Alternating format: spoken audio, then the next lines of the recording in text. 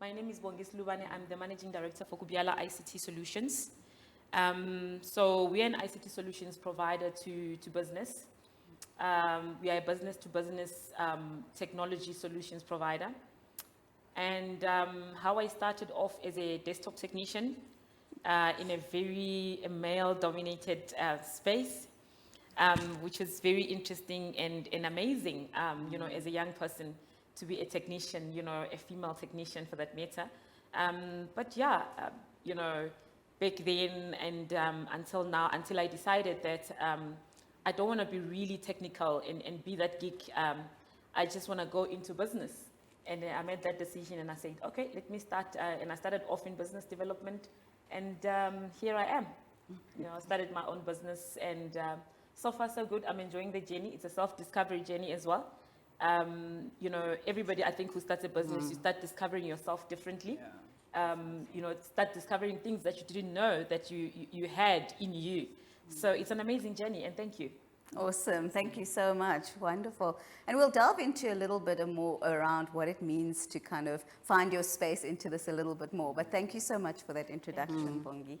And Nomsa, also a deep kind of engineering. For those of you who have read Nomsa's profile, I mean, there are so many syllables in the business description. But talk to us about you, where you've come from, and where you find yourself in your business today. Thank you very much, all. I would like to actually go back in the days when I started studying at high school, where actually the interest in engineering started from. I had a very strict principal who actually encouraged young girls to study engineering and maths and science subject. He actually was a custodian for me to be here today. Okay. And I would like to also recognize him because he also passed on, is Mr. Harvey. He was the custodian in us encouraging girls to study maths and science. Yeah. And I later on carried on and studied metallurgical engineering at UT, where I studied most of my BTech and went on to study management courses at UNISA and UJ and UP. Currently, my business is called Phenoma Met Reserve. I've got more than 15 years experience in the metallurgical engineering services. We offer engineering solutions in the junior miners, your artisanal mining and major mining companies. And so we offer some design technology. We also do conceptual studies, operational services. Yeah. That's mostly what our company does. What? It has been quite a journey starting a business with my partners back then because the company was formed where we saw that there was a gap in terms of women businesses, especially in the engineering field. Yes. Wonderful. Thank you. Thank you so much. And keen to hear more about metallurgical engineering itself because I think that that's so core to what we do in South Africa, right? Awesome. And finally, but definitely not least, Nokolo Fani, good morning. And so wonderful to meet you. And I know that you've got kind of two passions, right? Yeah. So there's the commercial and then this kind of passion piece that sits at your heart. So talk to us about your journey and the two businesses together. Cheers. Good morning, everyone. I am super, let me start by saying I'm super excited. To be sitting up here with you wonderful ladies and just really, geez, I can't explain how I'm feeling today because there's nothing I'm more passionate about than young people, right? And having this opportunity to actually sit here and speak to my journey as an entrepreneur is just amazing. So hello to everyone who's online, who's thinking about being an entrepreneur. And we are here to feed you with energy and to tell you how exciting that journey is and also how tough it is. So on me personally, I mean, I'm the wild card, right? I didn't really focus too much on getting A's and B's at school. And I mean, I did do science and I did do maths, but I was never really sort of motivated in terms of, or didn't have a Mr. Harvey, maybe, I don't know. I think our teachers were quite, they were excellent, but I didn't have that, right, at that time. But I always knew that whatever I did, I'd really be awesome at it, right? And at that time, I didn't really know what it was, so I did do a short course in high school, actually, on entrepreneurship, small business management and entrepreneurship. And then because I'm great at drawing and art and things like that, I didn't really know what to do. And then I went into university and studied animation. And then I went into the working world, and I thought, nah, this is not for me. The 9 to 5 was not for me. I am a free spirit. I am a wild card. I'm a rebel. And I needed my freedom. And so I left the 9 to 5 job. And I ventured into what had sort of presented itself as an opportunity at the time. And that's how I got into construction. There was a guy who had started a company, and when I heard about it, I said to him, you know what? You're doing it all wrong, and I am going to help you do it better, because I'm great at marketing, and I'm great at sort of building relationships with people. And I saw that gap, and I went for it. And I have never looked back since. So our business is PL Construction, my first love, PL Construction, where we specialize in concrete repairs or the rehabilitation of concrete structures. So what we do is basically take care of infrastructure. We prevent it from damaging, and we make it look good, right? Saving the country and a whole lot of businesses a lot of money. And then the passion project, which was born in 2020 during COVID, is Career Guardian. And that's my passion project. As I said, I love young people. And that speaks to us building right now to launch this year, Career Guardian, which is a highly interactive and personalized platform that feeds young people with the right information for them specifically. So it's not an umbrella fit. And it's what young people need, especially in public schools where they don't have access. And that is where my heart is. And yeah, I suppose everything I do is centered around giving back, because we train a lot of young people also in the construction company. And that's Wonderful. me. Awesome. Thank you so much, Nicole. Thank So I'm you. sure you can see that these are 3 women who are doing incredible things in the space of entrepreneurship. And I think it's a reality that, as I said when I started, it's not an easy journey, but it is fueled by passion. It is kind of set in education, science, technology, engineering, and maths, and then thinking about what are the different things I can do with the innate skills that I have, right? And I love how you, in different ways, you've all said, you know, it's a combination of passion as well as other skills. So it's not about it's only this or this. It's about bringing your different skills together and thinking about what you want to do with that. And please, to the audience, if you have any questions, especially coming through, for those of you who are watching virtually, if you have any questions for the panel, give us a shout. They are ready and willing to answer any of your questions, and we'll look out for those as they come through, if you can let us know. But Bongi, coming back to you, I think, you know, we've mentioned around when you're an entrepreneur and you're making it, that's great. And you can sit back and actually, you know, the question is, you know, have any of us made it, I guess? But sitting back and then thinking about some of the challenges along that journey gets us to just a little bit more of reflection, right? In that it's not at all times the easiest journey, especially when you're starting out and thinking about where to. Talk to us about some of the challenges that you've faced on your personal journey. Thank you, Njani. So entrepreneurship is a very tricky journey to those who want to start, and I never discourage anyone from starting. You'll never know until you start. Yeah. Right? That's the only way. And entrepreneurship is a faith business. You're taking a risk and you're going into the unknown, basically. That's what it is. It's like you just behave as if, you know what, you're not normal. So when I started, it was literally no money, nothing, just ideas, you know, and looking at the opportunities and saying there is space for us in the market. That was one of the things that I did, a market analysis, and I did see the gap that it was there. But it takes more than just an idea and a gap in the market. It's more about, you know, you discover, okay, I need money to start. I need to have my first employee. There's just a lot of things, you know, you have to be working in accordance to the labor law. There's a lot of things that you realize, oh my goodness, what have I gotten myself into, you know? so even yesterday we were having a conversation. I see all of us shifting in our chairs right now. I see the way everybody's shifting. It's like, yeah. So they've been there where you say, what have I gotten myself into? And, you know, yesterday we were having a chat with my husband, whom we run the business together. So, you know what, being an employer is a scam, basically. It's a scam. Why did we even go into this, you know? And it's a scary, but you never stop.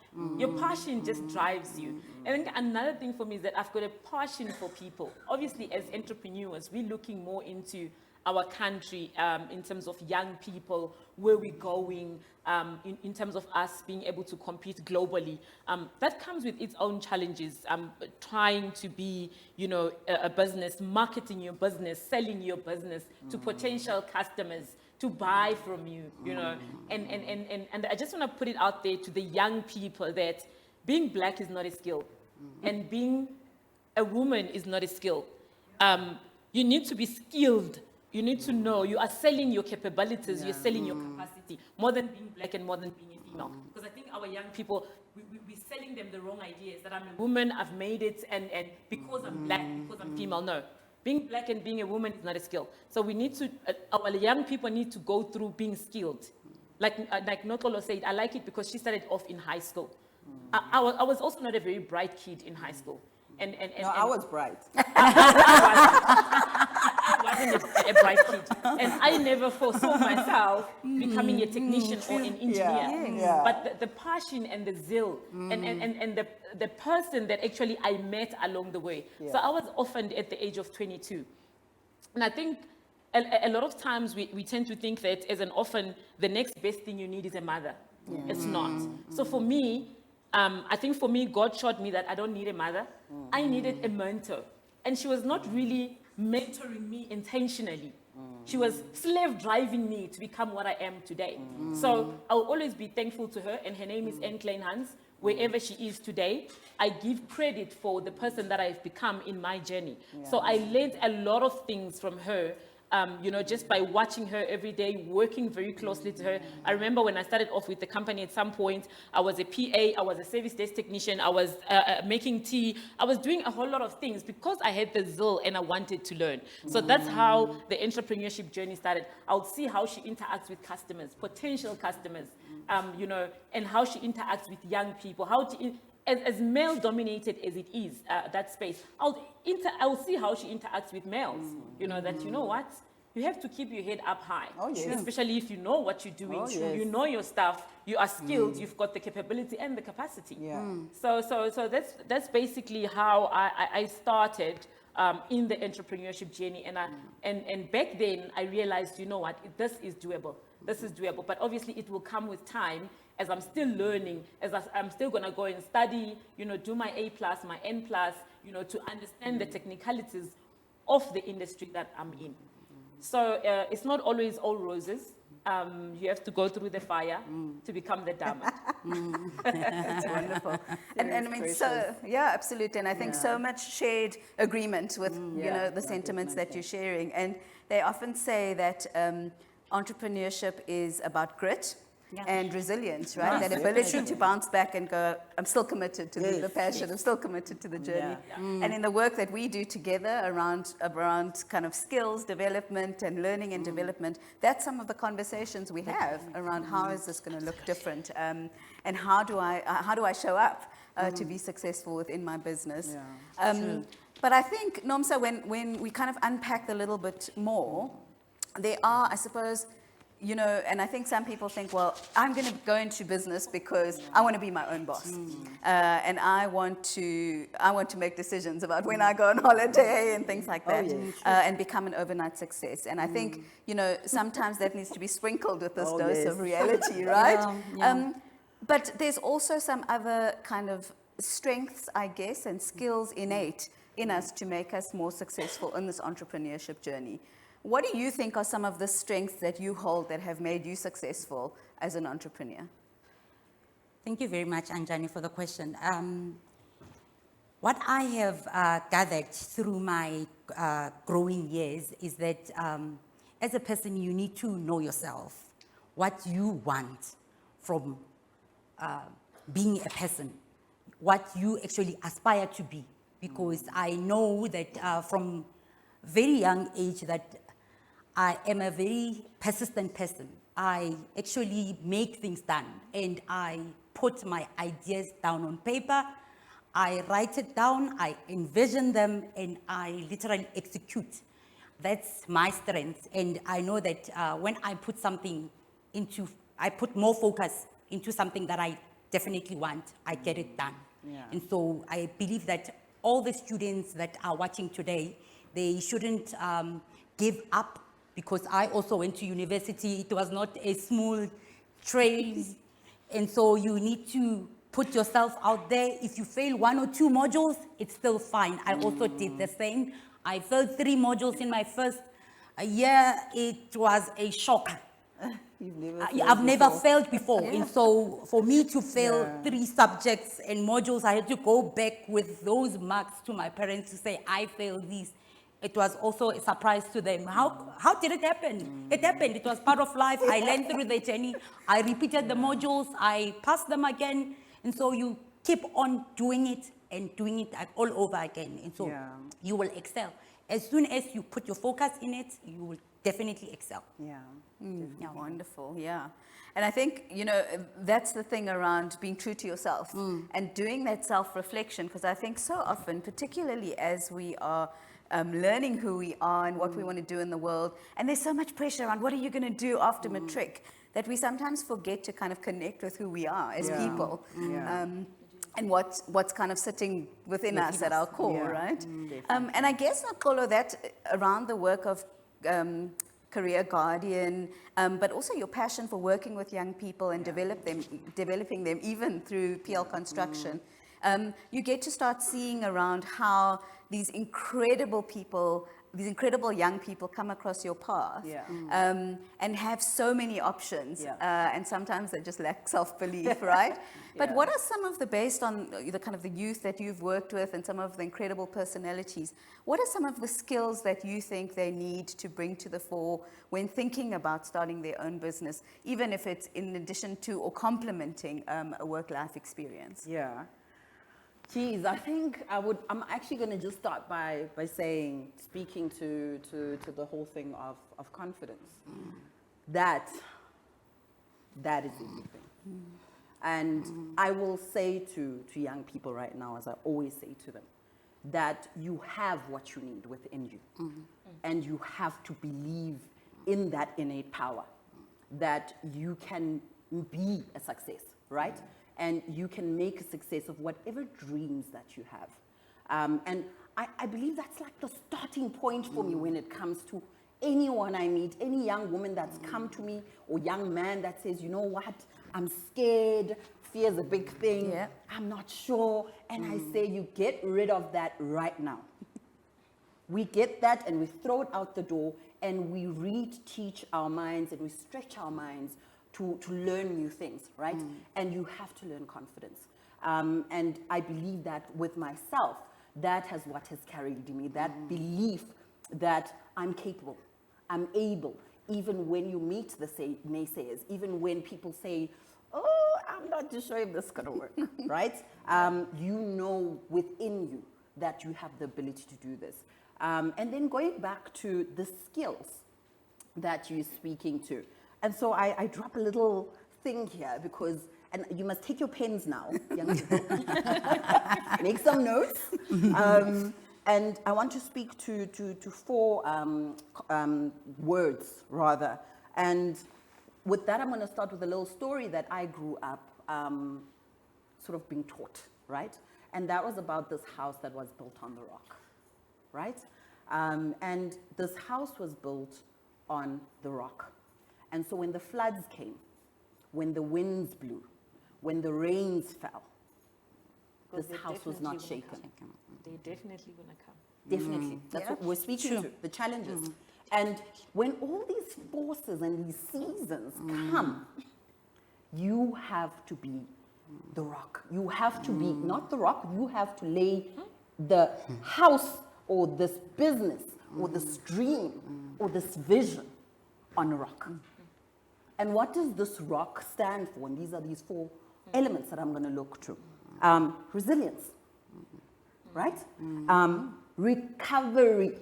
Being able to be a spring and bounce back and say, okay, I fell, okay, I failed those 3 subjects, but you know what? I'm going to try again. Forging forward. It's not the end of the world. Because if you look at the stats in terms of how many young people commit suicide, because they think when they meet the hurdles, when they meet the challenges, that it's the end of, it's never the end of the world. 100%. And I have lived that. I'm a testimony to that because I came from the ground up, right? And write down, young people, please. Outstanding to your customers. You have to be outstanding. Sometimes, I mean, how many people, if you look at percentage-wise, are able to always come up with an innovative, new, fresh, nothing is new under the sun. Okay, you might tweak it, you might, there's those 1% Thomas Edison types. Yes, definitely. But the majority of us are going to do something that's been done before. Or that is being done right now. And that's being done by giants, bigger companies that are global, right? But what is going to make you stand out is being outstanding to you. There's no customer who has an amazing service with you that's not going to come back, right? And that's what business is, having people continuously coming back for what you are offering, whether it's a service or product. And then C, confidence again. Creativity, being clever. They say that intelligence increases through mistakes. And I believe that. I believe that our ability to be wise, to be intelligent, to read between the lines, the experience is what makes us creative and clever, right? Because now okay, there, I saw last time, now I need to maybe go and seek a mentor to teach me the ways of finances or whatever it may be, right? And the last one is K, which is to keep multiplying. What do I mean by keep multiplying? I mean, you must be able to multiply yourself through other people in your company. So I've always said to myself, oh my gosh, I wish there were 10 of me. If there were 10 of me, the things I would do in this world, because I'm a passionate person, I love people. I build relationships wherever I go, and that's what's gotten me this far, right? Having these relationships that I've built over the years. And so when you are able to multiply that through the staff, through the employees, that energy, that culture, of want for me in my particular company, of being able to come in, I teach you, you teach the next person, right? Because we are in the business, yes, of building a company and making money, definitely, but also in the business of upskilling, of uplifting, of inspiring, and making South Africa what it's supposed to be, And so those are the 4 terms I would say for me stood up the most in terms of being someone who is resilient in all these themes that I'm speaking to, right? Because in a male-dominated environment that we are speaking to, you come into there. I came into there at 25, and I was bright-eyed, and I was like, I'm here. I'm going to do this. But I had to work. I had to be on construction site at around 5 in the morning every day, meaning I left home around 4, right? I had to do the hard work. I didn't study engineering, remember? Yes. So I had to learn from the ground up. I had to spend those hours, look, what is concrete? Seeking out mentors, teach me. And learning the jargon in that industry, doing my research in that industry. And that is what has gotten me here today. Those are the skills I would say that they need to have. Oh, fantastic. And I think so well put. And you're right. Take notes, because these are the things that complement the technical skills that you learn at school or university, right? So it's not about saying that those are not important, but these are the important life skills and personal development tools that just add that richness and that substance to kind of fulfilling your dreams ultimately, right? And I think the other very, very important element that you've all referred to in different ways is the importance of role models and the importance of mentors in some shape or form. I'm going to start with you, Nomsa, but I know, Bongi, you've probably also got experiences there. But talk to us about the importance of, I mean, you mentioned Mr. Harvey right at the front, but the importance of role models and mentors on your journey. You know, Anjani, as you grow, you need to identify areas where you think you have the weaknesses. You already know that I am weak here. But if you've got the support structure where there is a person who models something that you aspire to be, it becomes very easy. And so for the students, I would let them know that, know your weaknesses, know what you're good at, look into every weakness that you've got, find areas where you can support yourself in terms of mentors, go have your teachers, have your spiritual mentors as well. It also helps. I must say, in my journey, it hasn't been a smooth ride. You know, God does miracle things. I never thought ever in my mind that I would be sitting here right now. And so for those students, they must also desire to be somewhere where they never think they would be, but there is a plan and a vision to get there. And so to have a mentor, it's very important. I think also when you grow up and start working in different companies, you also need to identify areas where you want to grow and identify people who will support you. I actually, when I started my corporate journey, I identified there were mentors and managers who are very good at managing people, who are very good at building relationships, and who are also very good at supporting you in disguise, but you necessarily see them that they are actually rooting for you. And just to give one example, when I was busy with my PIT, when I started training, I started as a professional in training, and I had Mr. Gerald Jong, who was also our manager at Exaro back then. And he actually gave me full support without me knowing. You know, when you are in corporate, you start, you want to learn, you want to go, you want to do everything. You know, when they say there is a project this side, you are the first one to raise a hand that I want to go there because you want to learn. And you are given that opportunity because they wouldn't, if you raise a hand, they wouldn't say, put it down. And so you must identify those people who, when you raise a hand, then they say, no, sir, go and do it. And so you must also, the students must also do that because he actually was one of the inspiring people, and there were whole lots of other managers who actually were leaders in their own right. And they would tell you straightforward to your face that you must see a leader within yourself. If you don't see a leader within yourself, then it wouldn't be it's not going to happen. Actually.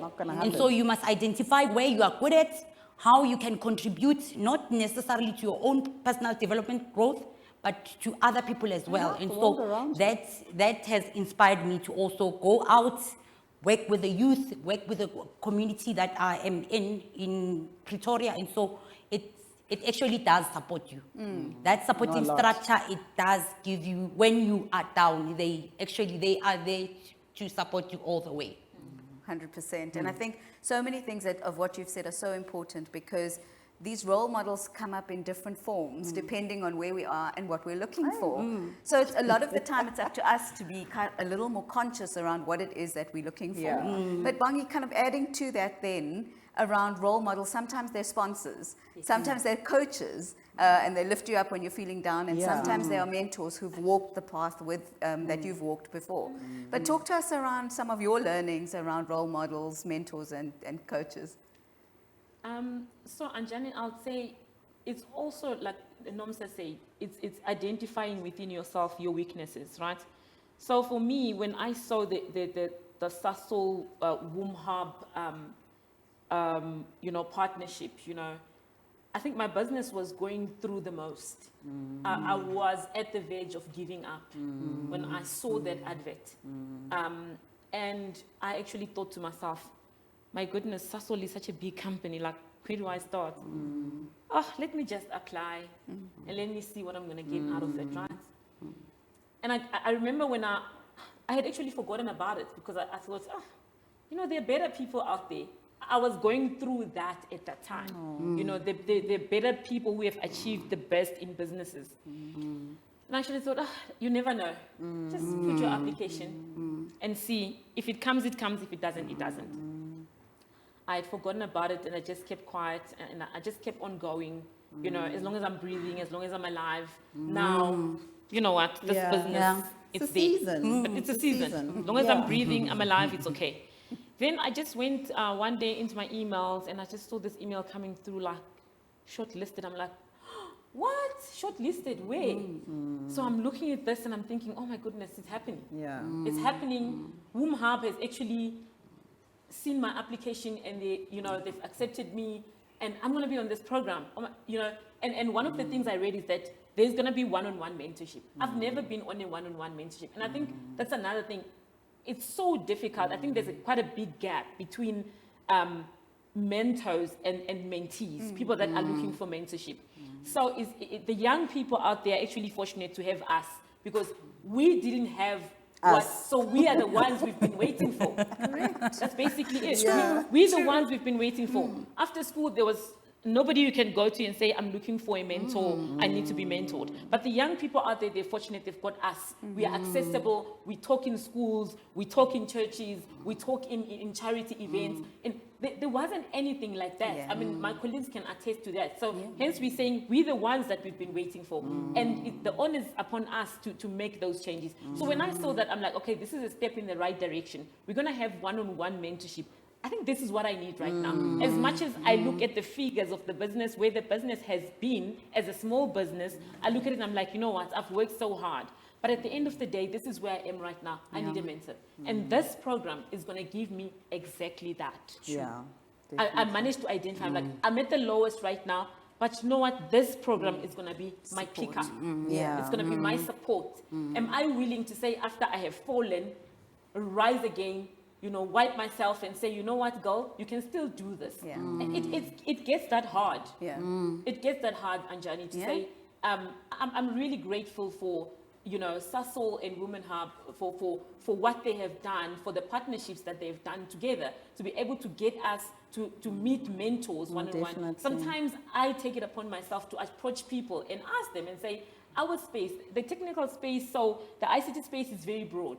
As you can see, IT makes the world go round right now. If you're not in IT, I don't know. I don't know what you're doing. I The don't know. engineer sitting next to us not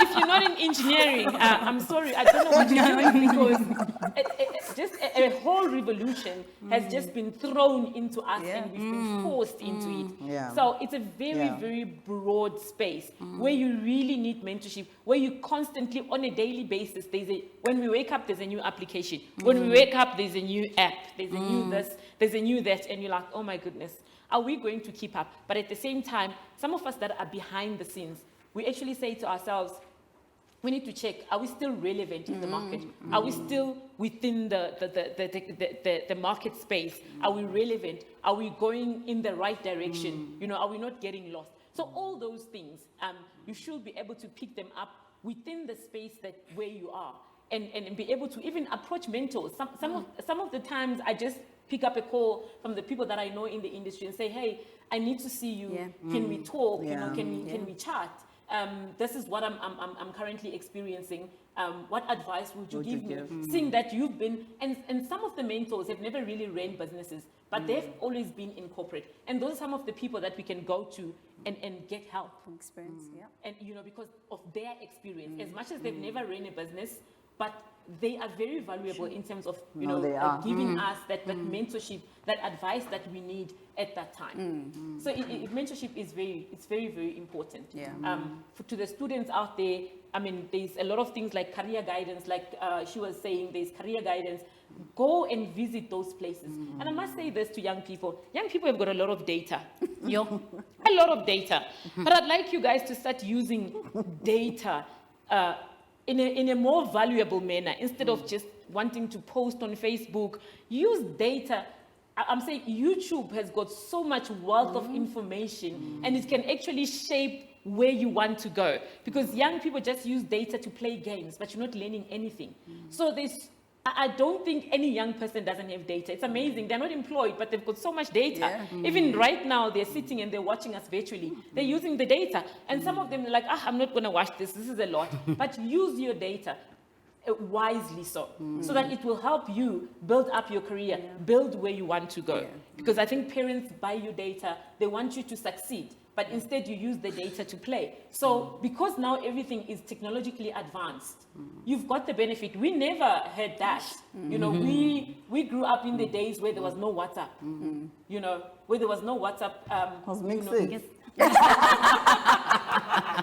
Exactly. You know, young people, if you say mix it, they say, what is that?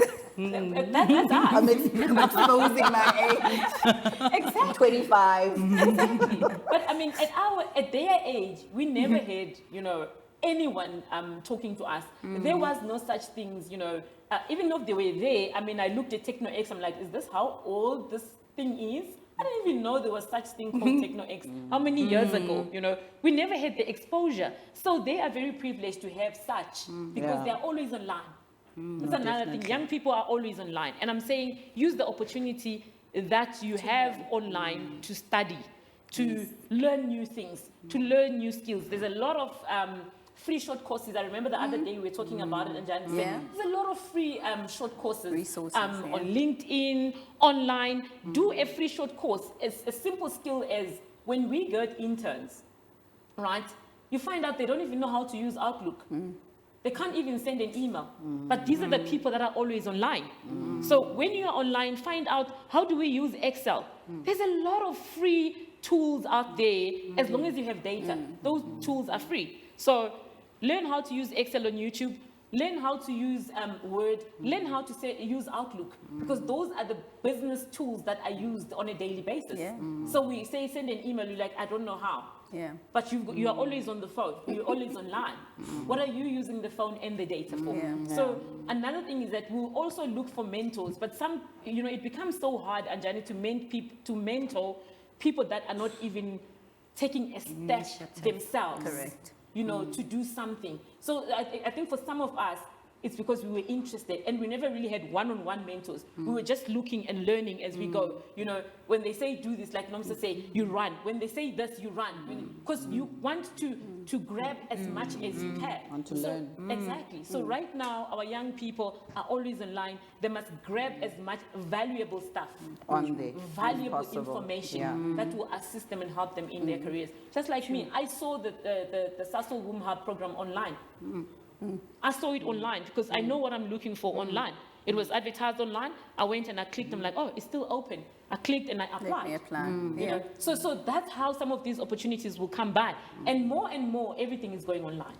Where young people live. And you'll be surprised, they miss all these opportunities, but they're always online. That is my biggest concern when it comes to young people. And I think it's so true what you say, because as part of our company, as you know, we have WomEng and Womb Hub, and that's really about thinking from attraction through to ownership, which is around how do you create awareness for young people that STEM careers are an option now. You know, we should own the space, and we all have a right to be in the space, because there are so many options.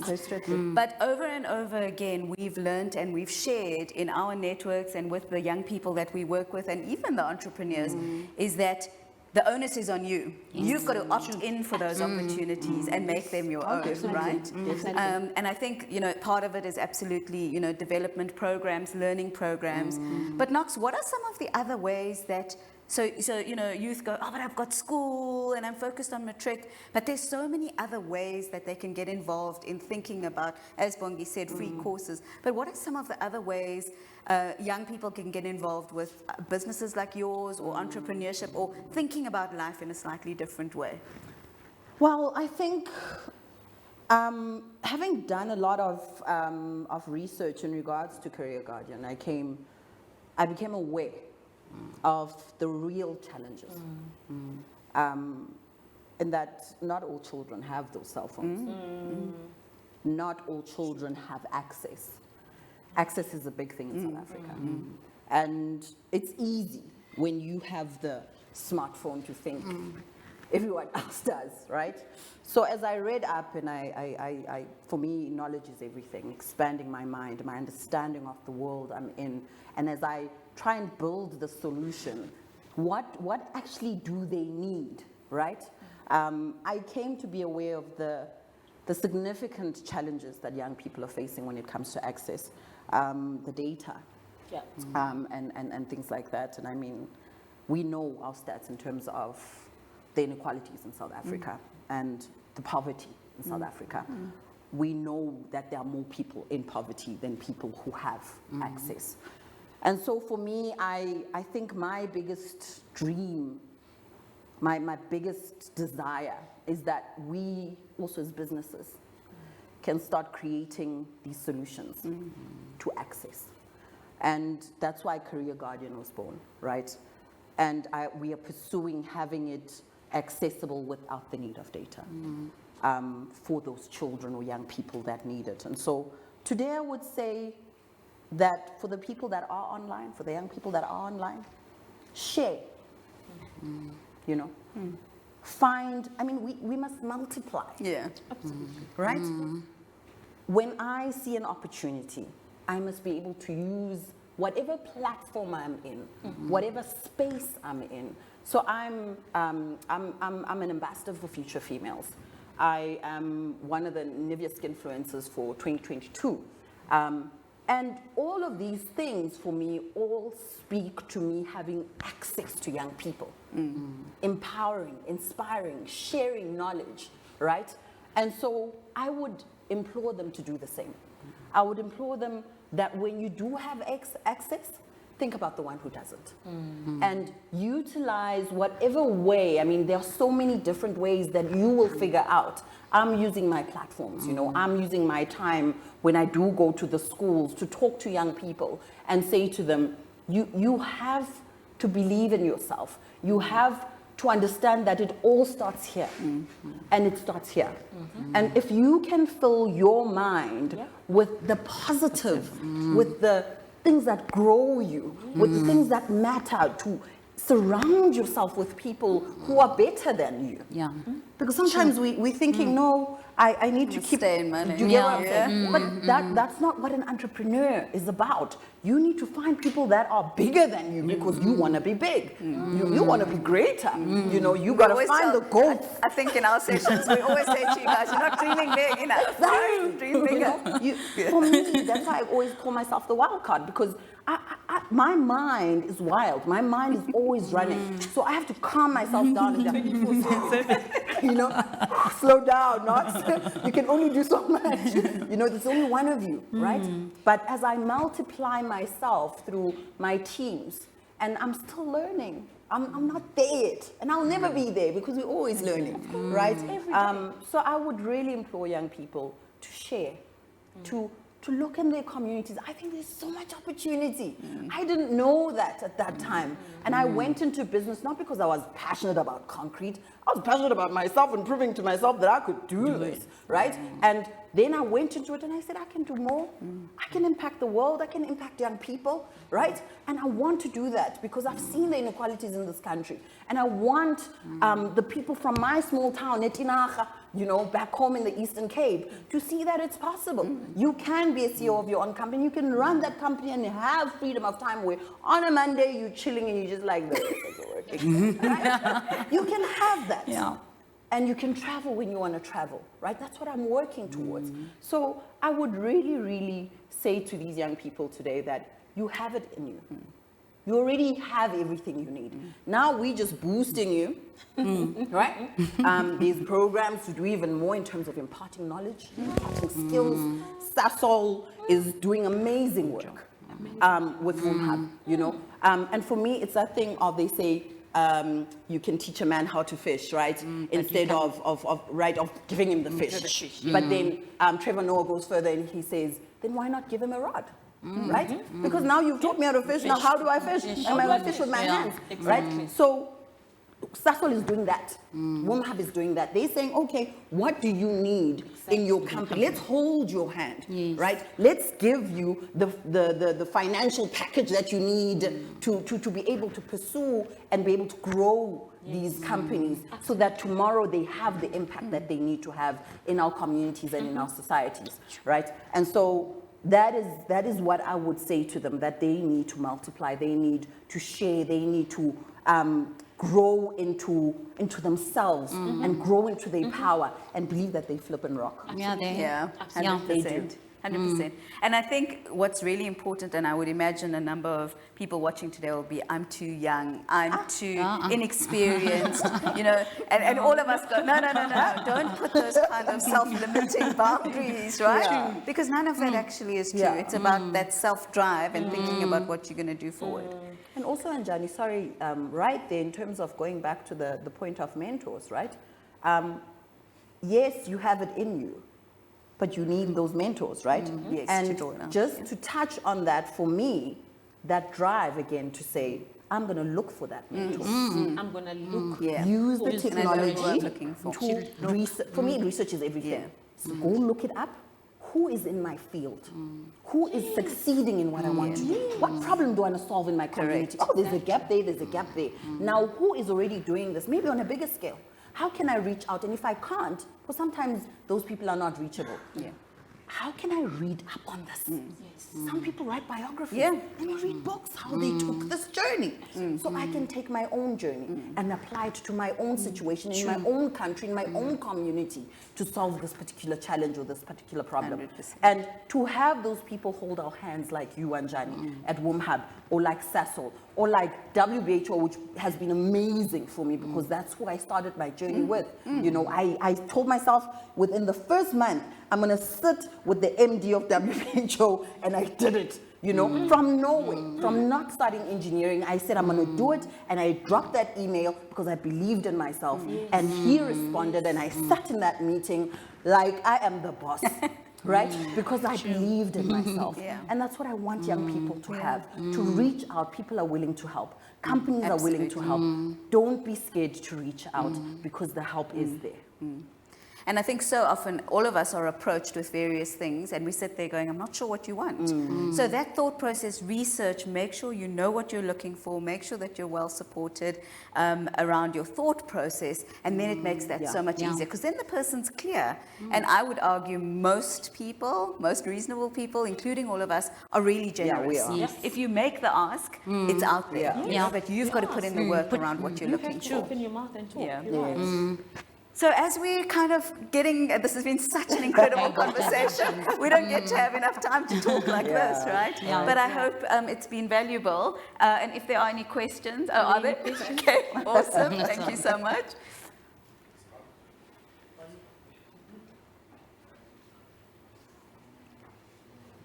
Okay. So there's a question from Nomusa Lembede, and she's asking for the panel as a whole. We sometimes find that, yes, we have a passion for the business, but how do we hone that passion into something bigger when we feel demotivated and discouraged by the rejection?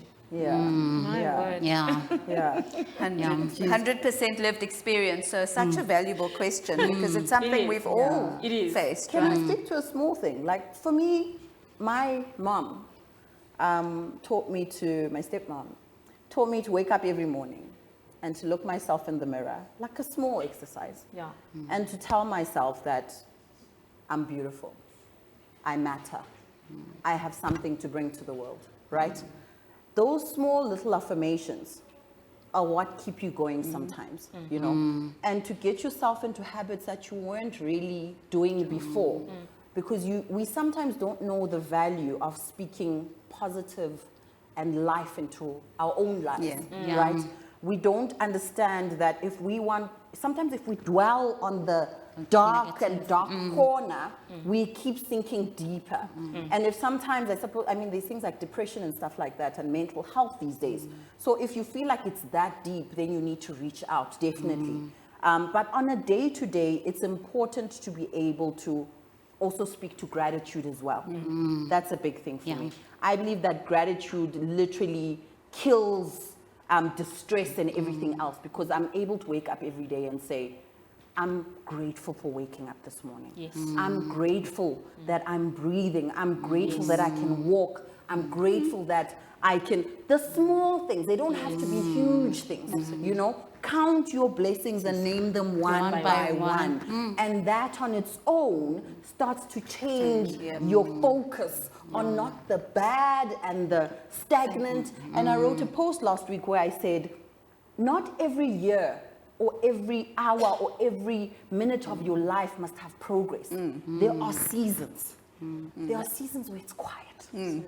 And the best you can do is to hold on. That's all you're doing. You're just holding on. You're not actively doing anything. You're just holding on through these storms because you know that they will pass. Exactly. And so I would motivate them to hang on through those periods and not force themselves sometimes to have movement and everything must be going great, because it's not realistic. It's not. And I think just to come back to what Nomusa is saying is that rejection is not the end of the world. It's not.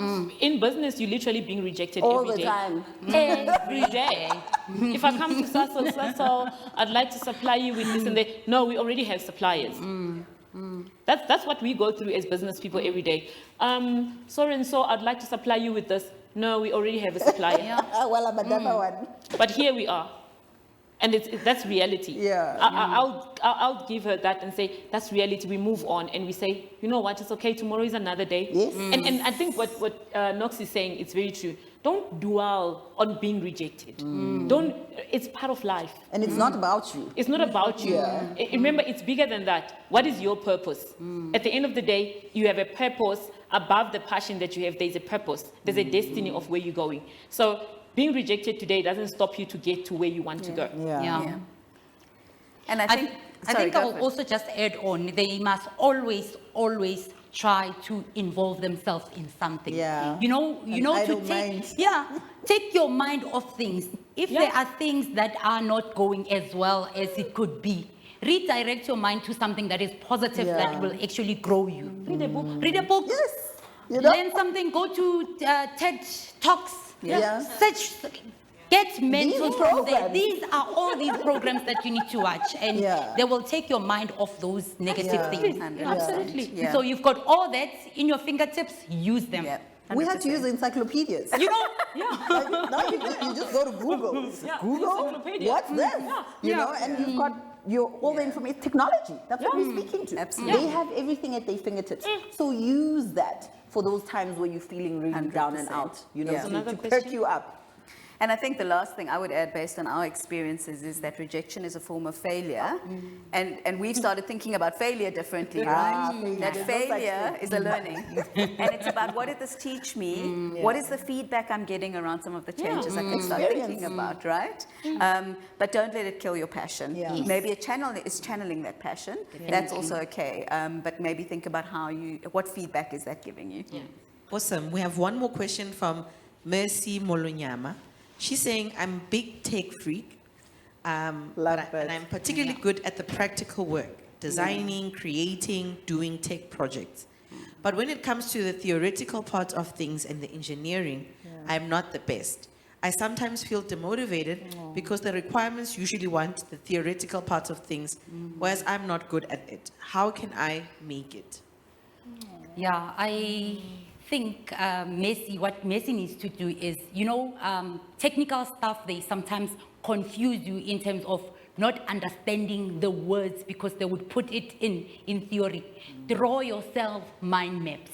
Mind maps will actually give you a guidance in terms and clarity. How does one component form to the next one? And so that will give you a very easy how to go about engineering stuff. It shouldn't be that difficult, but you need to put in some work, find ways where you can minute everything into mind maps, put flow diagrams, you will easily get it. And maybe also request, if she's in school, that mentoring. Request some extra time with certain teachers. I mean, you might not afford a tutor or things like that, but the teachers are there at your disposal. Tell them, look here, I'm struggling, because as we said, we're not strong at everything. I am strong here, but I'm weak here. What methods can I then use to help myself sort of boost myself up when it comes to the theory side of things, you know, because I think we learn as we go. Yeah. That's where you'll find out, oh, okay, this method doesn't work for me, but oh, that one actually does. You know, the mind maps might work, or as you do the research again, use technology, write on Google. How do I become better with theory and technology, you know, and see what comes up. But yeah, please reach out to people around you also, especially at teachers at school. And even how it's practically being applied. Because sometimes we get bogged down by the theory because we can't understand how this looks in real life. So maybe it is about already looking at some you know, mentors that do this already and kind of playing it back. Yeah. Bongi, I've got a closing thought there, but take space. Do you have anything to add?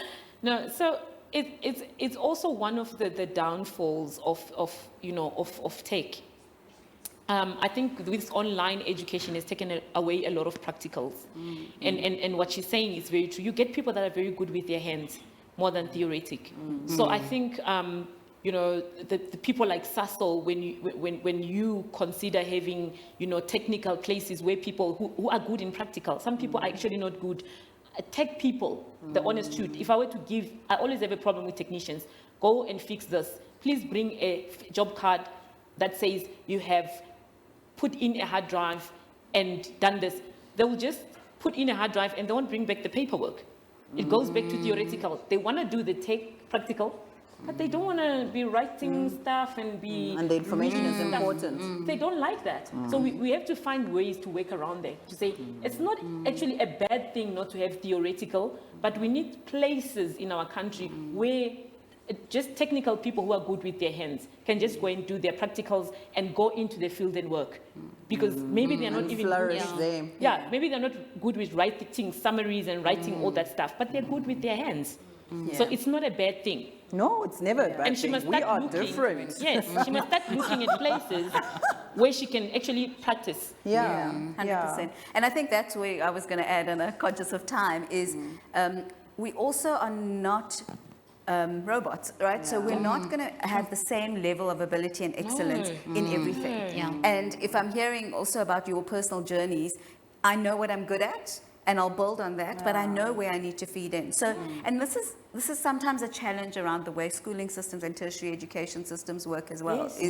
You know, you've got to look at it and go, I want the outcome, and that's really important. I still believe an educational solid foundation, whichever field you choose is important, but you don't have to be the best at everything. Yeah, jack of all trades. Correct. You know, so it's going to be around understanding enough that you're successful in that space and that you're passing and building that foundation. But then, Abongi, as you've said, capitalize on your strengths and think about, well, actually, this is where my strengths lie. How do I build on that? Yeah. And can I say that quickly, Anjani? My concept has always been looking at the world as a puzzle. We are all puzzle pieces. Exactly. The world needs you. You have what the world needs, whatever it may be. There's none higher or lower. We are all the same size puzzle pieces.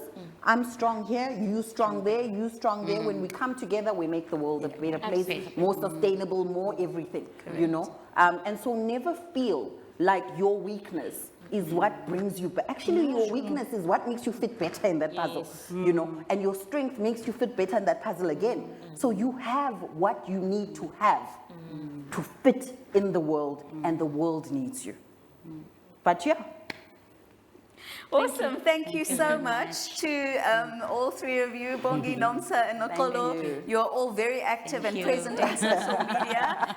So I hope that you have had value from this. For all of you watching, you can find us on warmhub.com, each of the business areas, and we've shared all of the links of where you can find these incredible women. Reach out if you need to and continue with strength into your personal journeys. Thank you all so much. Thank you. I hope that you're all inspired. I know I was. I was sitting, taking down notes as furiously as could, because these panelists were sharing on very important topics, like the fact that you are valued, you have a space in the world. And as entrepreneurs who are going through a very difficult journey, it's a difficult economy, for them to be the ones affirming that about you really does tell us a lot about how this landscape is going to open up and create more opportunities for you. They also shared about living your truth and leaning into your strengths and importantly, finding those mentors and those adults who have already walked the journey and succeeded, and that can speak life to you and really help you lean into your strengths and monetize them within entrepreneurship. So that was an awesome, awesome panel discussion on youth entrepreneurship.